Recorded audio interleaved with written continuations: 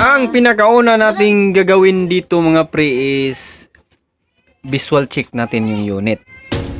Ayan. Kung napapansin natin dito sa kanyang mainboard ay maraming alikabok at marami ding kalawang na piyesa.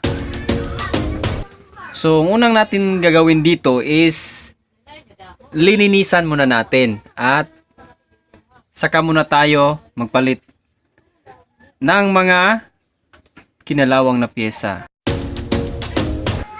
Ayan, lilinisan lang natin ng kaunti mga pre at kung ma-okay na itong unit na ito is saka natin ipo-full linis na.